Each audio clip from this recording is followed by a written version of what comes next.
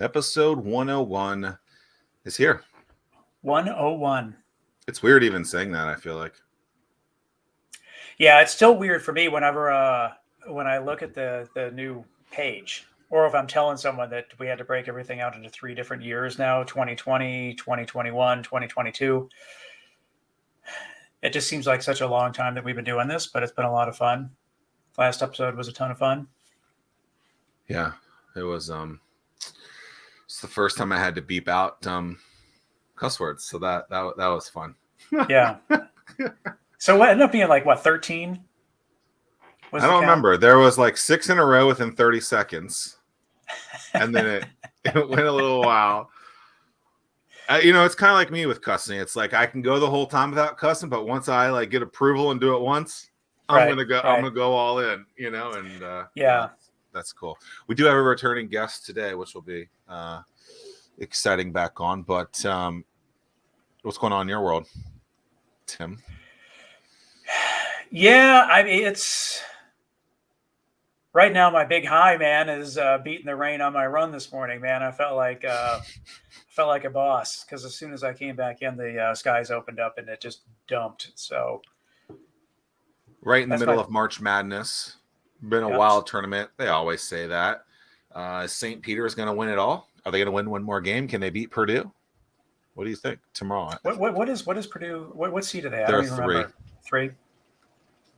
They get some big guys. Yeah, I love the Cinderella stories. My theory, though, is guys who are from cities that are good basketball cities, you got to be a little worried about. St. Peter's is right outside New York.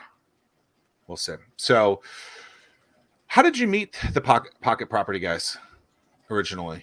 Through William and Mary. So we had a mutual connection there, and interesting story in this sense of they provided an introduction because they thought that I could provide some website help, which is certainly true. But then during that initial conversation, talking to Stan, I was like, are you asking them, are you looking to raise capital? What are you trying to do?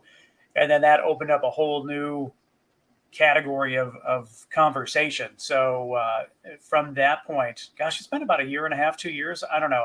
Time goes so fast, and I totally cannot calculate COVID time anymore.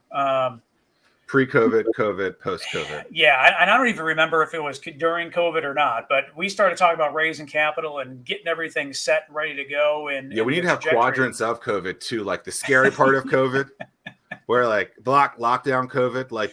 Okay, like getting back into the world. It's interesting. When you say introduction, though, I always I am one that is very, I question introduction. So when someone's like, "Can you introduce me to someone?" I'm like, I just met you. Like, let's figure this out first. Like, are you one, Tim, that's like cool? Like, I'll meet with anyone. How, or do you introduce a lot of people? Yeah, I'll typically. I'm always really generous with the first meeting. And I'll do everything through Calendly, so I make sure that that I don't allow myself to get booked for too much of a time period, and then we always can book a second meeting afterwards. But yeah, I'm always pretty cautious about that. But the thing with the guys from Pocket Properties, welcome guys, is that super coachable in the sense of they listen and they act. So I'm always looking for a company that will run figuratively as fast as I like to run. And so it's like we'll have a conversation, we'll talk about the things that they want to talk about. They take down their action items in terms of what needs to be done, and then it's just like before you know it, those action items are done. They schedule a reoccurring call, and they just continue to knock things out, take advantage of opportunities, and that's like the dream people that you want to work with. So many people aren't that way. And to give you more props on that, the amount of people that will get a link and we ask them to answer, 3 questions that are like, no, this is too hard, or I don't want to, or whatever, or just too lazy, whatever it is. Like, it's an unbelievable amount. It's got to be 90% of people get asked to be on the show or asked to be on the show and then won't even fill out a form. Right. And then even if you take that and put it into some other situations, like, hey, book me here just to have a call, have nothing to do with an interview show or anything like that. Like, people are lazy. So like, if you just put a little bit of effort into something, like, you can be successful in life, I feel like. Not Stan and Josh. I mean, those guys, you guys run so fast that if anything, I'm telling you guys to throttle back a little bit, and because you guys just go, which, I mean, I love it. It's awesome. I love the energy and everything that you guys are doing. So for those that don't know about what Pocket Properties is, welcome to the show, guys. Tell us a little bit about Pocket Properties. Yeah. Awesome. Well, first off, thank you for that great introduction, Tim. Thanks for having us on. Super excited. So I'm Josh. I'm the CEO, and Stan with me, who's the original founder and COO. So I'll let him kind of introduce Pocket Properties, and we'll go from there. Yeah. So what is Pocket Properties? We get that a lot. It's changed over from the very conception. Like we said, we've been on this project for about a year. So Pocket Properties, really our main mission is to innovate and democratize real estate investing through technology. So what are we building? Really, what we're building is a mass-based solution that allows that follows the standard two-party marketplace model, similar to eBay or Fiverr, where individuals who own real estate assets can come on, raise capital from non-accredited investors, or even in the case of more traditional private placement funds, they could come on and quickly raise capital from their investors on a private marketplace and onboard those investors and keep track of any cap table management or capital management needs that they may have throughout that process. We do this through utilization of smart contracts. So we utilize blockchain. As you know, everybody says the word blockchain, throws it out there. But really what the purpose of it for is for the core concepts of it. The ability to track transactions, the ability to automate many of the back office processes like accounting, investor management, investor onboarding, and really keeping track of their securities and their issuance, while also enabling P2P transactions for their client base. It seems like a lot of people are getting into like syndicates of real estate too recently. I mean, are there any similarities in that? Correct. Yeah. So, we're thanks to the technology that we're utilizing, we're flexible, and whether a person can do a syndicate, whether it's the traditional real estate fund. So, thinking, a small size REIT, or individual properties such as, a person wants to raise capital to do a fix and flip for their real estate project that they may have. So we're fairly flexible in the things that we can do and the real estate owners that we can benefit. And do they have to be accredited in this world? So that's a great question. The answer is yes and no, right? So we operate a public marketplace, which currently operates under Reg CF, which allows for unaccredited investors. This is our MVP. This is a project that we just put out. There's some limitations as far as how you can transact the liquidity events, hence why we went with the debt model for it. Since there's a maturity date, people don't have to hold it for 5 to 10 years. But on the private marketplace, which we're currently working on,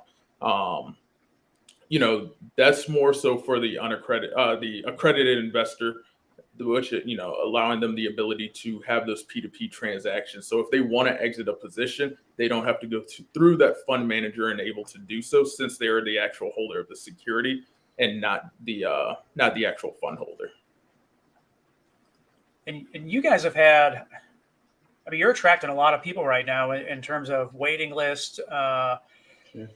And then with the big launch of the MVP, I mean, what's been the reception so far?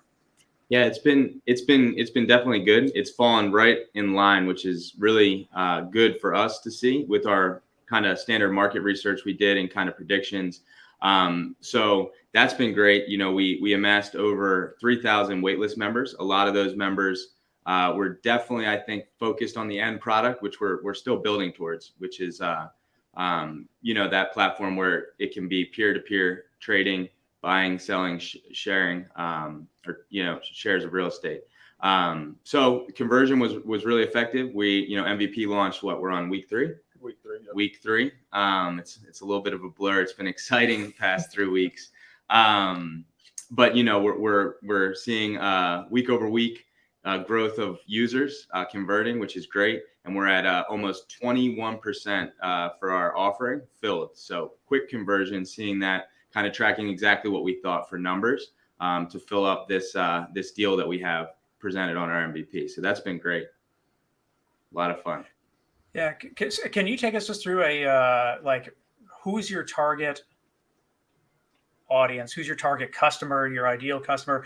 And then just take us through a quick use case scenario. It's 24-year-old, 30-year-old, whatever the case is, and what do they do?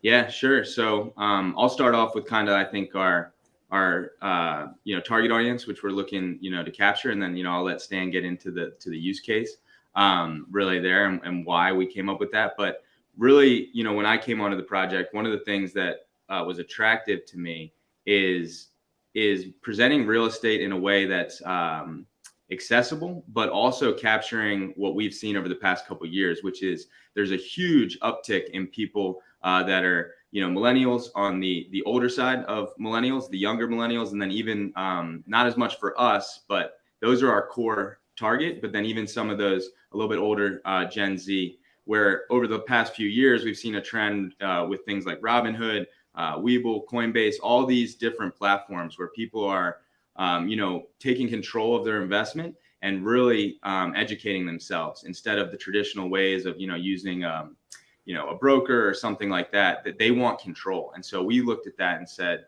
well, what's next? Real estate. No one's making that attractive. No one's marketing that to these people. No one's really captured this massive audience that has shown year and year, time and time again, that they want to invest, they want control, and they do care about where their money goes and how they're spending it. So really our goal is that kind of millennial, I would say, age range, 30, 25, 30, 35 plus. That's kind of our focus. People that are more novice investors, but really excited about getting into it. And their hesitations in the past are for things that we think we're solving. One of them being, education. Most people don't know. They don't have the upfront capital needed, or that, they just don't know where to start. They don't know the information about real estate and all the various deals and intricacies that can come into all the different investing scenarios, or they don't feel comfortable with something they found to invest in. And that's what we're looking to kind of bridge the gap in. I know it was a little long-winded there, but. So I remember, and Tim, you probably remember this too, but like when I first met you in 2012, 2013, a lot of kids, call them kids, a lot of people, a lot of founders would be like, we're going to build Facebook for XYZ, Facebook for that. Then it kind of became Uber for this for a little bit, and that's the way that people describe stuff.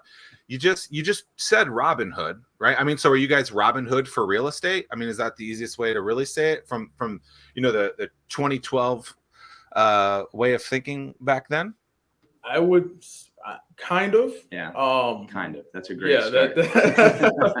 And the only reason I say that is while we do have that marketplace component, we're more of the NASDAQ style for real estate. Now, what do I mean by that? We're a marketplace, right? So there's people, just like on the stock market, who have the companies who want to go public, who want to raise capital. They go on the NASDAQ, they go on the stock market, they raise that capital from, us, the end user, the investor. We're more in that line, but we do have that, that customer facing aspect to where they can actually come in through our platform and purchase that particular security, that particular asset. I think a lot of people struggle with how to explain their business. A lot of CTOs are terrible at explaining their business, right? I mean, the greatest pitch of all time is, we were using MP3 players for 10 years, probably even longer. And it was like, oh, there's a gigabyte worth of MP3 players. Then this guy named Steve Jobs comes and says, oh, it's, 1,000 songs in your pocket. Really explains that and makes it understand. I think a lot of people were using that kind of marketing angle, the Facebook for whatever, because they couldn't articulate what they actually do. Have you guys found in communicating with prospects, with actual customers, with some of these investors, is it easy for them to grasp pretty quickly? And when they don't, what do you do to kind of bring them back in, reel them in, so that the person who probably is a correct customer will actually get in? Because I think a lot of times people struggle terribly with this, and even though that person would be the exact right fit, there's a communication breakdown. Yeah. And real quick, I mean, like, my question kind of along with line with Zach, I'm thinking like the millennial 25 to 30-year-old, do they just get it off the bat because they're so used to fractional shares because of Robinhood? And, and is there more questions from the older generation because they're like, you're trying to do what on block what? I don't understand. Right. Yeah. So it's funny, being a two-sided marketplace, we serve two kind of very different demographics. When it comes to the end user, the millennial, we call them capital providers. They understand right off the bat, like, hey, this is like Robinhood, but it's for real estate. When we really get into talking to the people who are providing the assets, providing the properties, we take more of that, hey, this is the NASDAQ approach. You're essentially taking your company and your asset and raising money for it. So we have kind of two different ways depending on, which client base that we're talking to, how we describe it. But generally, we see that the capital providers, the end user, generally either gets it or they don't. There's really, we haven't seen anybody in the middle. Once again, we have kind of a very specific target audience that we're going for. These people have invested before. They're familiar. They know about Coinbase. They know about Robinhood. So they understand the concept of alternative investments already. Yeah. And then there's those people who are just been like, I have a 401k, I have an IRA, and it's managed completely. This product isn't quite for you. We're not trying to make it seem like this product is for you, Yeah. And Zach, to, I guess, answer your first part, it's a super interesting question because I think it also falls in line with the just entrepreneurial journey in general, which is when we first got into a lot of, even pitching, I would say, yeah, we definitely left some people confused at first as we tried to figure out even ourselves, like, where are we coming into the market? How are we positioning ourselves? What's our strategy? But I would say now we don't really get as many questions. I would say now we really have narrowed down not only who we want to talk to as far as investors go. So they already have an understanding, but also just overall, when we talk to anybody, we don't get many questions. If you would have asked us that 6-7 months ago, we would have said, no, man, I wish he wouldn't have asked us that, because we definitely leave some people confused. But I think that's part of the journey, right? Like, well, I think too many people try and get cute with it too, where they're like, "Oh, I'm the fairy dust of this," and it's like, eh.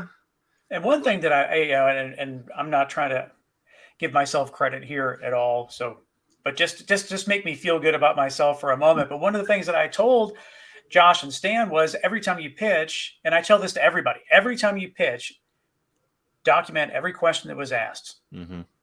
And then if you see a trend, then you have a hole in your pitch, and you need to address that the next time that you pitch. So hopefully you guys took that advice, and that alleviated a lot of the questions that continue to be asked. Yeah. Not only that, and also, had a huge, again, also from you, Tim, but huge advice we got from, another William and Mary connection recently really helped us understand that and get better as well, which was, Bay, which was great as well for us. So yeah, thank you for that. We definitely take that advice and run with it and see how we can improve, because you guys definitely know a little bit more than us, that's for sure. So always trying to take the advice and apply it, because then it only helps us. Well, right on cue, we got a question for you guys to, add to the bank, if you will. Matt Castillo says, I'm a novice investor. You've spoken to how people can raise capital for the project. How do I, as a retail individual investor, make money through your platform? Yeah, that is a great question. Great question. So. Yeah. So, there's a couple of ways that you can make money through our platform. The one that I'll discuss the most in depth is what we currently have up, which is a debt offering. One of the key components of our platform is we have the flexibility to do both debt or equity offerings. So how does somebody raise money from this particular deal that we have up? So essentially what happens is the user will come on, they'll make an account, they'll invest into this particular asset. You can pull up the assets info card, all that stuff that has all this great information about it. And on there, you'll see that this particular one is a debt offering. So essentially what that means is that you're coming in, providing this individual capital as a quote unquote loan. So instead of them being, for fix and flips and real estate renovation, you can't generally go to a bank. So you have to go to what's called a private lender. So in this case, you're taking the place of that private lender, but as a collective. So you'll come on, you'll invest, let's say $100 into this with a pool of other individuals. So what happens is that loan goes out. There's a preset interest rate. This current one is 10%.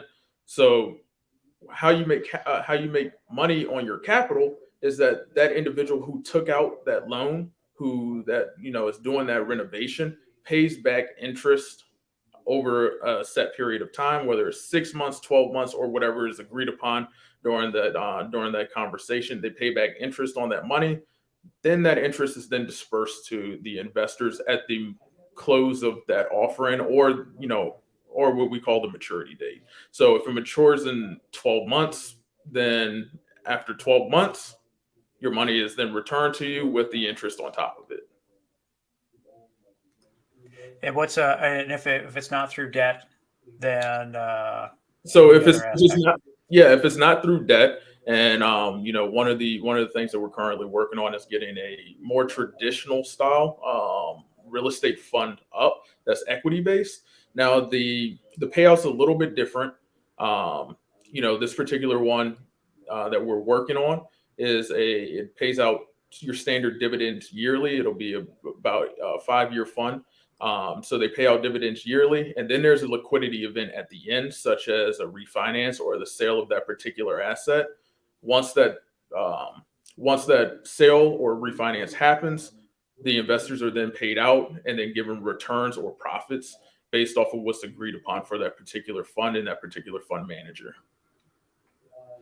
Tim, when you've done syndicates from just a investment standpoint, how does the rollout of cash happen typically? And do you get like a K1 every year? What does that kind of look like?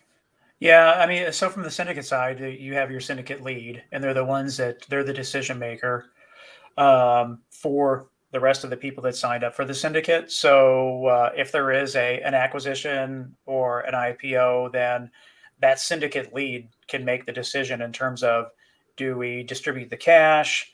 If it's stock, then the syndicate lead will determine, hey, we're going to hold on to this stock for X amount of time, or we'll distribute it to the members of the syndicate and they can do what they want to do. But you're really at the mercy of the syndicate lead. They're the ones that are making the decision for you. I love a good air quotes. Yeah. I think. Well, I mean, it's just assuming that you're with the right syndicate lead. I mean, they should understand what the market, the direction of the company, and you have full trust that they're going to do what's in the best interest of the syndicate for future months or years, whatever that might be. Got it. So Stanley, this is your baby, right? I mean, this is your brainchild that you came up with it. Yes, I did. So how, and I can't remember if we talked about this last time or if you guys even said it today. Terrible memory apparently today. But like, how did it come about? Like, how did you decide this is something that you wanted to build? Well, when I was down at William & Mary, I ended up getting into real estate my junior year. It's funny. I started just making cold calls for a local real estate investor. So he could, in return for him teaching me kind of the ropes and, how to get started and all that stuff. Eventually, we parted ways and I ended up getting into what's called real estate wholesaling, which is, really acquisitions for larger investors. So what I would do is I'd go and find someone who had, dilapidated property or abandoned property. essentially negotiate a deal with them and then take it to a larger investor, say, hey, look at this deal, it's great. And then get a fee from, essentially procuring that deal for them. So, that was really my step into real estate. And, I was successful at it, made enough money that I was able to pay off any loans that I had for school. It really just kind of at that moment understood the power of real estate. And that kind of led me to say, hey, how can I let other people break into the real estate market? How can I allow them the chances that I had, afford them the chances that I had, but they might not have the same network that I had. So that's what really led to Pocket Properties, was really just a way for me to take down a lot of the barriers that I experienced when I was breaking into the real estate market, and save a lot of people a lot of headaches, a lot of heartaches, from having to go through all the extra steps that I had to experience. It was funny. I was telling someone recently that a couple of people in my family are adopted. This is a completely big switch, but like I was telling some people in my family are adopted, and I said, yeah, I think adopting a kid is like $75,000, and they were mind blown by that. And so I was like, all right, well, let me Google it real quick and figure out what it is. And so it's like $35,000 to $75,000 is the average adoption to adopt an American child, a U.S. born child in America, something like that. And somewhere in there, it's basically like you got to hire a adoption coordinator and legal services, right? Which is like this special person is going to take you through the process and make it really expensive. It kind of seems like in real estate, there's some kind of aspect of that in it where it's like, oh, if you want to do this, you have to have this special thing, special person, whatever. And it's kind of like, why, right? Why are these things that like don't have to be so difficult and are big problems and people want them fixed, yet we make it so difficult for people to actually, get access to those things? Why do you think I know the adoption thing was a big swing, but I see where it ties in. I see where it ties in. There are these coordinators, lawyers, whatever, that make things so difficult. Even like raising money in general, like the legal aspect of, you're gonna pay this guy $100,000. You're like, $100,000. I could have used that to hire someone else. Like this is. Yeah. Me personally, I would say right off the bat, it's one way to keep the insiders, and it's a way to keep the outsiders. And I would imagine there's probably only a couple % of Americans that can afford just to put up a down payment to even try to finance a home. But then if you're looking at investment property where it's a second home, then it gets even more difficult. Exactly. And 80% of Americans living paycheck to paycheck, that alone, that. Like Tim said, that's one of the big things that, makes real estate investing so difficult is the amount of capital. If you're not one of the people who has large sums of money, not even large sums of money that you can take risk with. Yeah, disposable income. Disposable income. Real estate's a very hard industry to get into unless you do the gritty, the very gritty cold calling real estate agent route. Most people in the U.S. don't make enough to have to put $20,000 down on a $100,000 home, if you can even find one. Yeah. Because the down payment for an investment property or fix and flip from private lenders is generally about 20%. So people don't have that type of capital laying around a lot of the times. And speaking on why is it so difficult? Why, just in general with real estate, there's a lot of stuff that can go wrong. There's a lot of people that you have to pay. Some of those people aren't necessary. Some of them are, like title companies. They're 100% necessary. But yeah, it's just a very middleman process. Everybody wants to get their hands in it. It's old. It's an old process. So I understand where it came from. But once again, and that's why our value proposition. Yeah. Innovating real estate investing through technology. Yeah. As we know, real estate investing has been the same since its inception.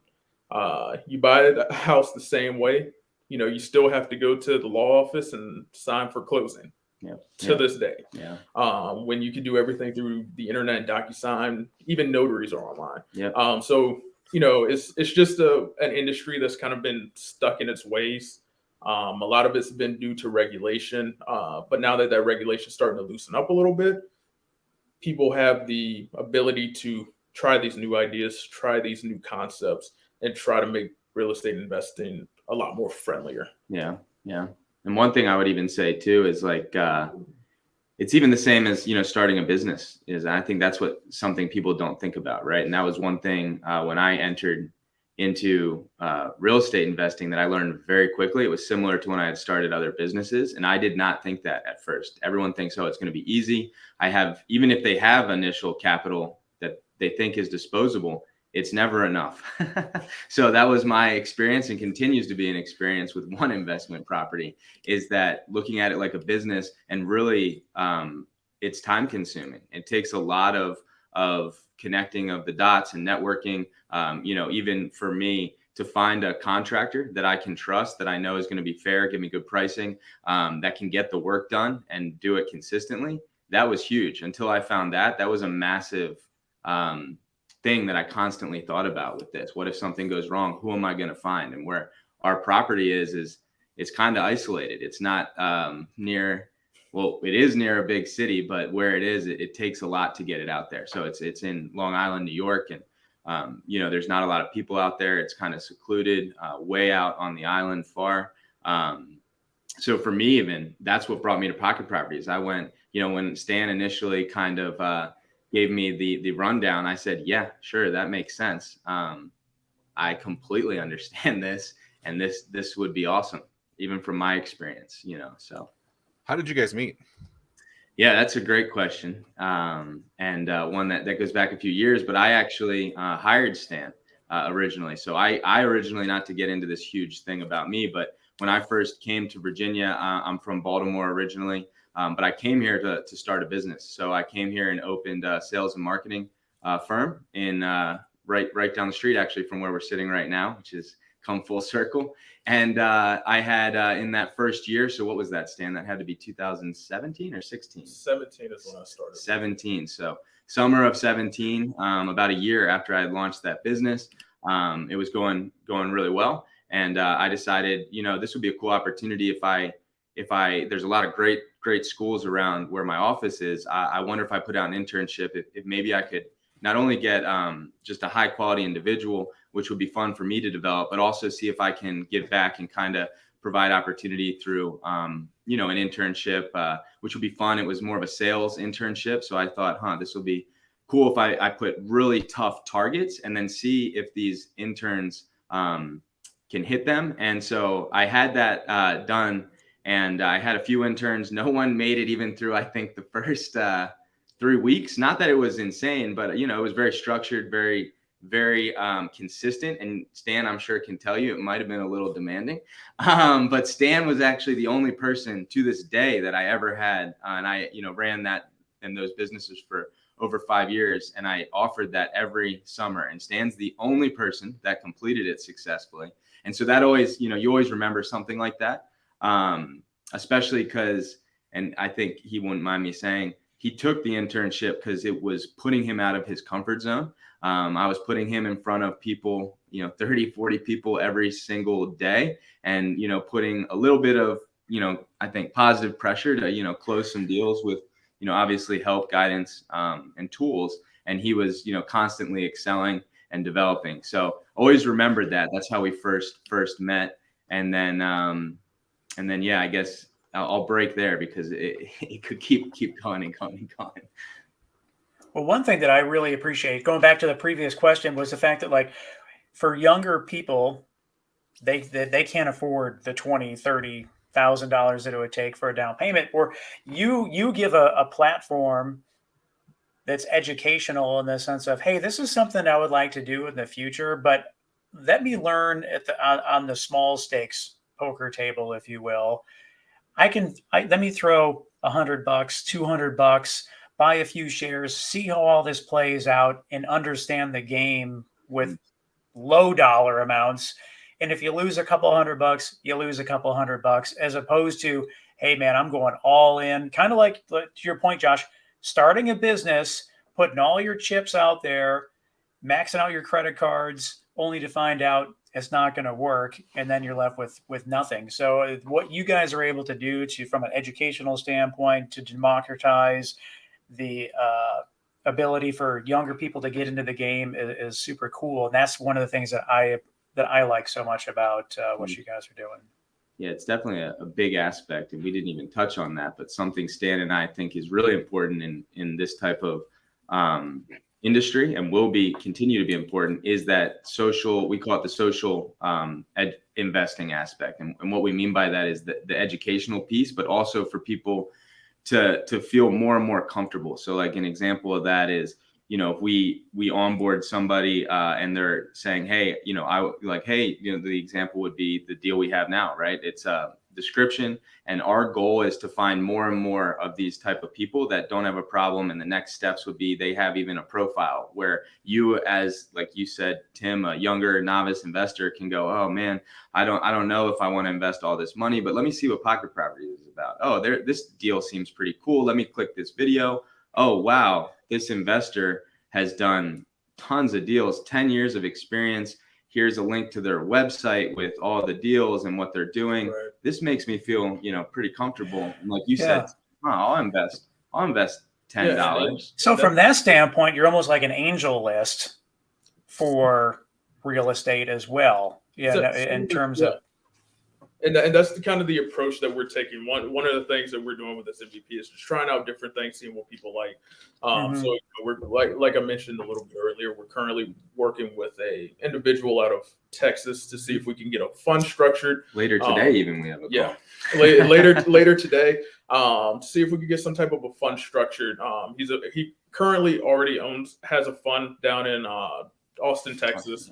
That's for accredited investors. That's raised a substantial amount of money. One of his things is he also owns a real estate agency, a brokerage. With a bunch of agents. But the thing is, none of his agents can even invest with him because of the way they're not accredited. So we're currently working on this fund with him, which would be specifically towards these individuals. He's a well-established real estate investor. He has a great track record with funds. He's willing to do stuff with unaccredited investors, but just until very recently, the landscape hasn't allowed him to do so. So that that's one of the things, like you said, with Angels List, there's individuals who have great track records who are reaching out, getting more clients into their particular fund. So that's, that is a fairly accurate comparison in that sense. So recently I've been thinking about things that I've gotten better at over time. And it's things that I put a lot of reps into, right? And then I think about things like I really wanted something, but I didn't really put a rep into it. So it made me think about I don't know, 5th grade, I wanted to be in this band. And so I'd show up to band practice, but I never really got into it. I never really learned how to play the guitar. I bought a guitar, but I didn't learn how to play the guitar. It seems ridiculous. And there's a lot of people that might want to be a social media influencer or whatever it is. And they do very minimal work to start seeing success. And so I was thinking about this on a run recently. Tim will like this as an avid runner, but I was like, why am I getting better at this? Right? Why have I started to see that I'm improving significantly over time? And last week's guest, Jason Calacanis, says it's all about reps, right? Be Steph Curry, keep shooting those threes. And I believe he said this on the replay. It was, people are shocked that he makes the shots, but if you see him practice all day, he's doing it all day. He's putting in the reps. And so because I'm running a lot more, because I'm swimming a lot more, because I'm doing a lot more athletic things, I'm seeing improvement in those because I'm putting in the reps. Same thing goes with business, right? You can't just want a successful business. Yeah.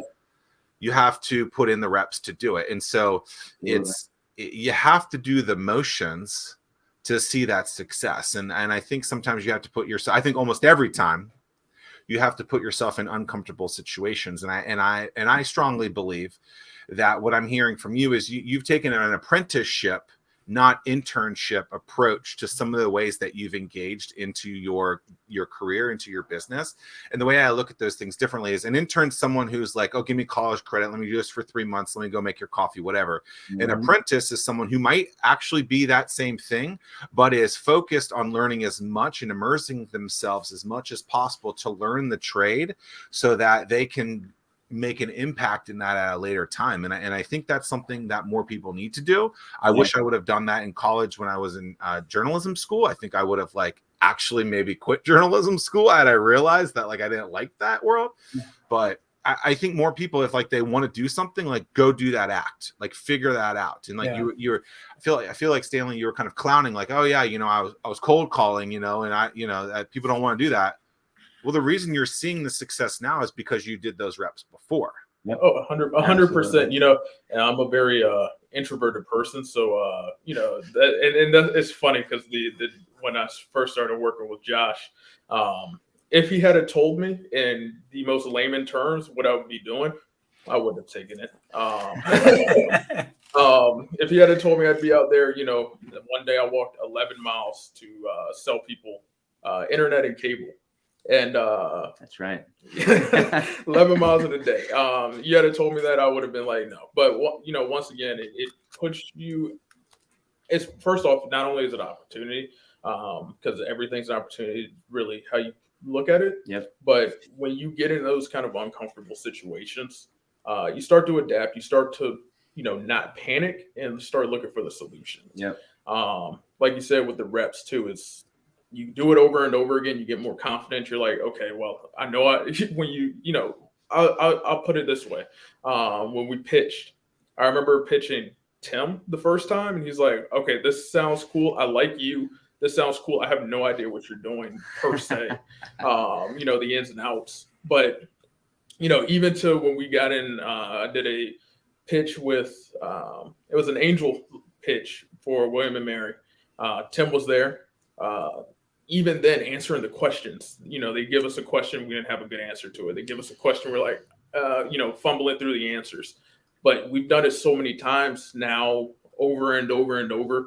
When those questions come up, you know, just because I've done them, just because I've refined them. Muscle memory. Exactly. Yeah. And I want to. Yeah, go ahead. I want to touch on something that you haven't done before, and that was releasing the MVP. Yeah. I want to hear about that process because, I mean, to your credit, you guys did it. And to so many other founders out there, they're so afraid to put that MVP out that they don't even get that far. Yeah, so sure. What was it like leading up to it?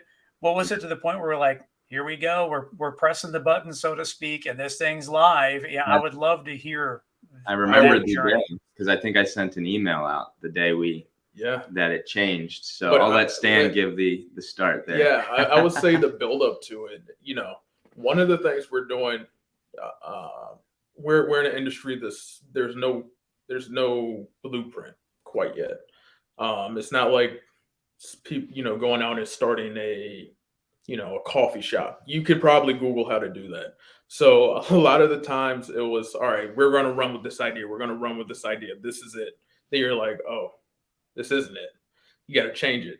You know, so a lot of, you know, a good chunk of our time was really just figuring out how do you actually do it. Yeah. Even before, you know, thinking about the MVP before this, you know, so it's that whole process was a lot of figuring out trial and error. This isn't going to work. All right, what's the solution for this particular issue we're running in? Yeah. You know, that led to a slight pivot.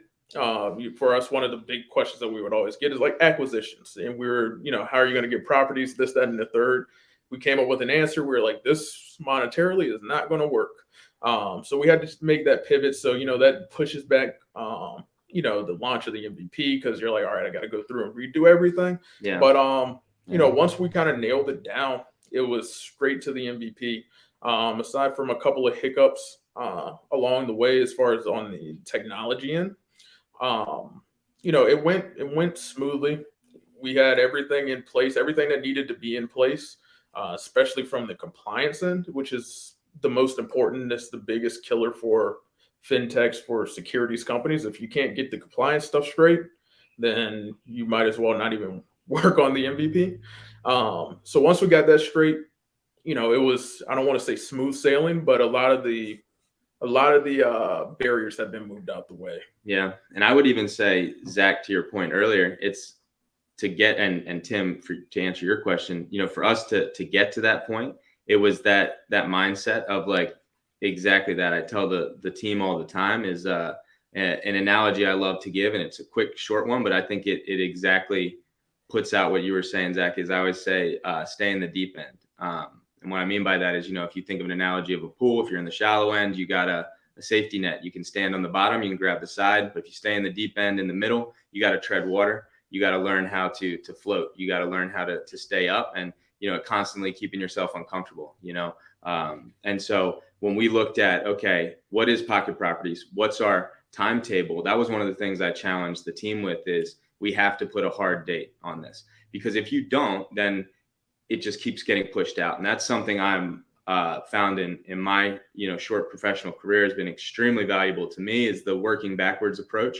So set a goal, whether that be 3 months down the line, and then work backwards every single week until you get to today. And now today and tomorrow are the most important day in that journey. Because if most people start from today, and then if something comes up, most people go, oh, well, you know what? That won't be a big deal. We have 3 months till we're launching MVP. But 3 months, if they don't realize, if I don't do today and tomorrow, that becomes 4. That becomes 5 months. Next thing you know, there is no launch. There is no MVP.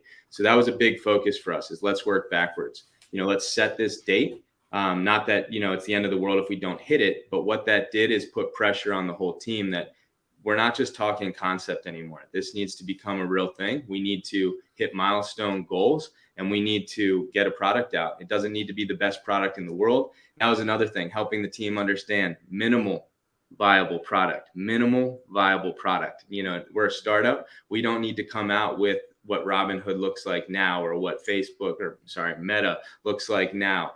All of these things. And I always use the example of Snapchat. I remember when Snapchat came out, and my friend told me, hey, check out this thing. I think it's going to be huge. And I was like, this is not a great app. It's very grainy picture quality. Like, all I can do is send a picture back and forth. I don't know. You look at it now, and that business is scaled completely. Well, I guarantee if you talk to their founders, what they would say is that was MVP. That was proof of concept. That was minimal viable product. Well, Instagram was only on the iPhone to start, wasn't it? Yep. Yeah. I mean, it's like little things like that. Yeah. It's exactly. And now you look at now, and that company is exploded, right? So that's kind of some of the things that helped us get the MVP out, some of our focus. And the great thing is, not every single user went away. You still have people. You have people in the waiting list, and that now that first rep being the most important. Maybe it went off the rim and it went in. Maybe it went off the rim and you didn't get the right roll and you missed a shot. But now 2.0, 3.0, I mean, it's just going to get easier and better and continue to improve the entire time. Yeah. When I was at the gym the other day, I went to the basketball court and I shot 10 shots. I missed all 10. But you took 10 shots. They're all layups too, by the way. So now you do that for 10 weeks, and come back to us, and we'll see how many you make. Maybe I'll make one. Sorry, make you feel better. I hurt my back last week playing basketball, so we're in the same boat. Both not a lot of wins. So blockchain is in the description. I think I heard 3 other letters that I really have tried to understand but can't understand. An NFT, like. Is there an NFT in this? Like, can you walk through that whole thing that I don't understand? That was a last minute addition. Stan can definitely talk about, because it was really unique and really. You don't understand it either? Is that why, Josh? Me? No, I understand it, but at the surface level. That's why I know my lane, and it's not quite there yet. We're getting there, but we got a great team around us, and that's what I trust these guys for.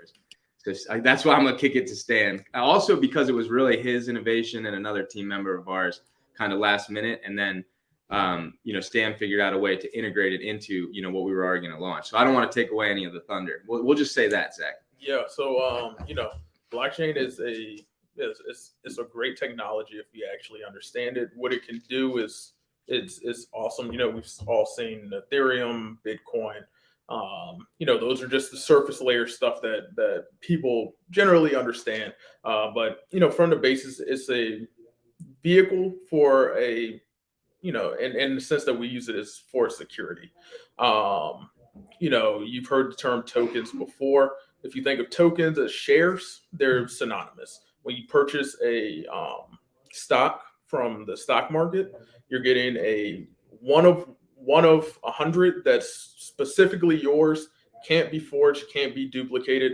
But there's a lot of stuff that goes in. There's a whole back office approach that goes into ensuring that. With blockchain, it's almost like buying a stock, but instead of having to deal with a lot of the back office hoopla, the average person can create something that there's only one of it, or there's a batch of it, and beyond that batch of 1,000 or however many you make, there's no more. So seeing the power and being able to do that, really it gives people the ability to create securities offerings for a specific entity that can no longer be forged or what's the term that I'm looking for? Duplicated. Yeah. Without the owner's permission. Right.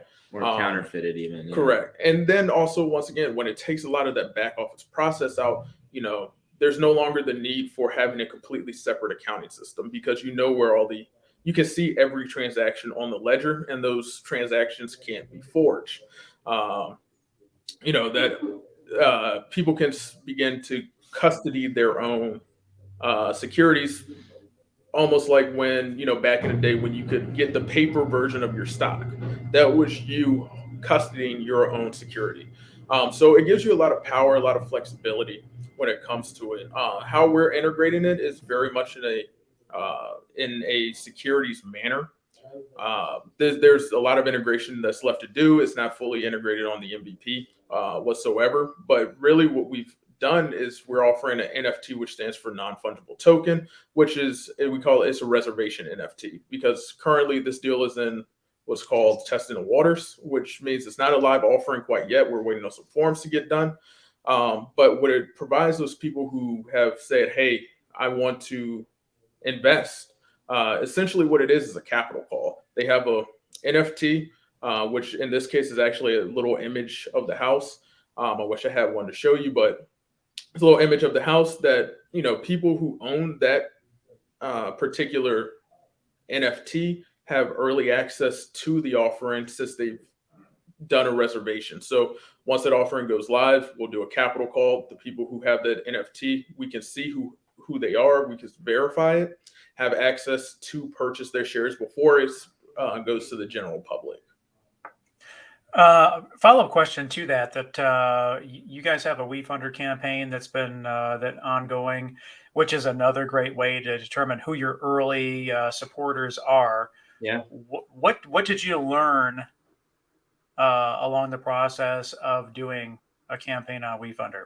So we learned quite a bit. One of the things is we know who we're looking for, our target audience, who's going to use the platform on the consumer side, because those same people who are using the platform on, who are investing on the WeFunder are the same people who are in our Discord, who are the most passionate about the project.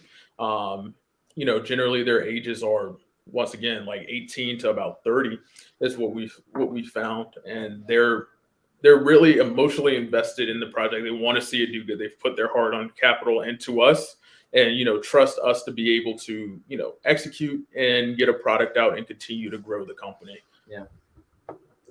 And that's one thing that a lot of people are afraid to do. They're afraid to put something out there because they don't want to hear any potential bad news. They don't want someone to tell you that the product sucks. But if you do put it out there, the feedback that you can get, or the direction that people are going to tell you that they want the product to go, they're giving you the roadmap in terms of what features and functionality you should add to version 2, 3, and beyond.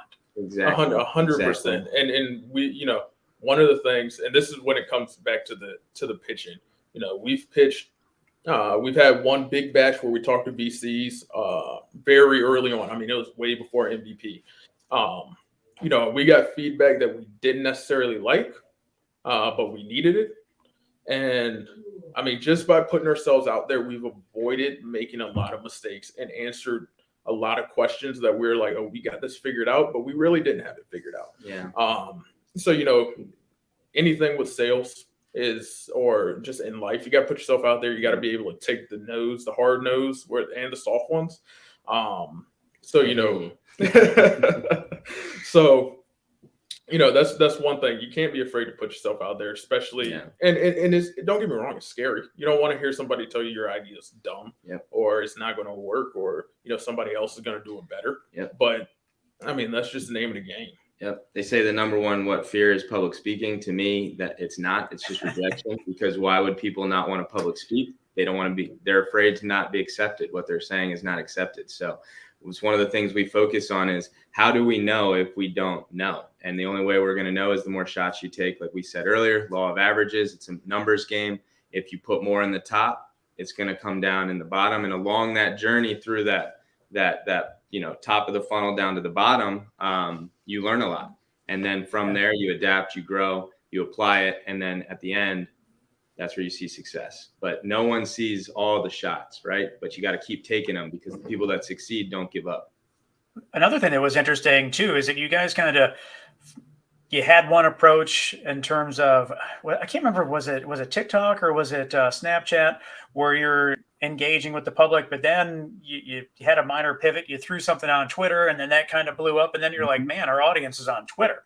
What take us through that little micro journey, if you will. Yeah, and I think that's marketing, and that's something I see. A lot of times people think with marketing or trying to just, like you said, reach an audience, they think, okay, well, if I just fire across everything and just keep going and going and going and going, eventually that works out too. But you also have to refine that process and figure out, like you just said, where is our audience, right? Like, why would we as a company spend, $5,000 on paid ads on Instagram, but we get no engagement, right? Nothing's coming from it. Versus, oh, wait a second, let's be, analytical here. Let's take our shots, let's put it out there, but let's also look at the data and let that also help guide the way. So for us, that was a big thing. Social media is obviously going to be a huge way we market. In a lot of ways it's free.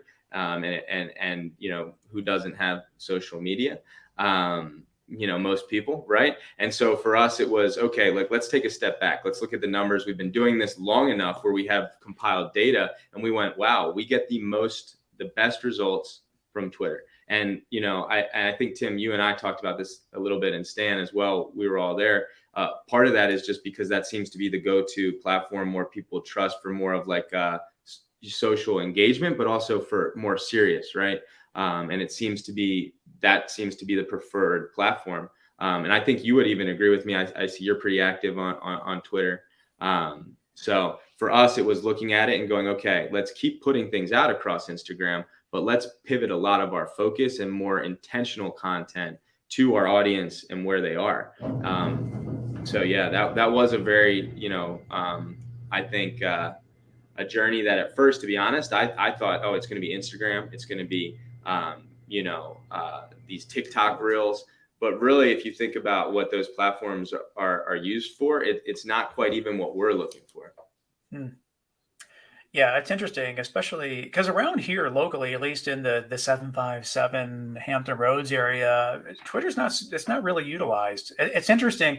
Like even with people on the show, it's like, hey, what's your Twitter handle? So that we can, when we do release the show, we can mention you and we can cross communicate or market, if you will. And not a lot of people around here have it. And I really think it's an opportunity missed. And Twitter has worked well for you guys. Yeah, absolutely. That is, I never thought about that, Tim, until you just said it. So that's yeah. I'm curious, Josh, how long is it going to take before you rebrand the current Pocket Properties purple to the actual hex code of Ravens purple?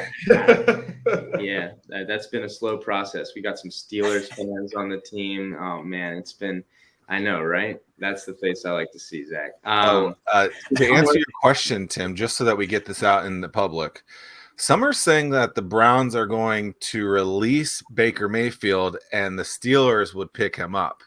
Wouldn't that be something if he goes to the Steelers and has a 15-year career there? That would be very interesting. Just to get it on the record out there. It won't matter. We'll help him set an interception record either way. There you go. All right. Is there anything we haven't talked about that you want to talk about? I think no, this was great. I mean, it's always fun whenever we get a chance to talk to you guys, and anything, with StartWheel and anything, has been great, and great experience. So I don't know, Stan, do you have anything off the top of your head? I mean, I guess the big thing is, if you're interested, we're super open. We're out there. Check out our WeFunder. Our website is live. We're also pretty active on Discord. So if you really want to connect with us and you really want to ask Stan or I something directly, we will respond. That's really us. Same thing. You could shoot me something on Twitter. There you go. We'd love to answer questions or connect with any audience or anybody that wants to know more about us. Awesome. Anything else? Well, I wish you guys continued success. It's been fun watching your journey thus far, and you're just getting started. So I'm super excited for you guys. That's right. Yeah, we're super excited too. Thank you guys for the support as well. Thank you. See you guys soon. Peace. All right. Take care. So long.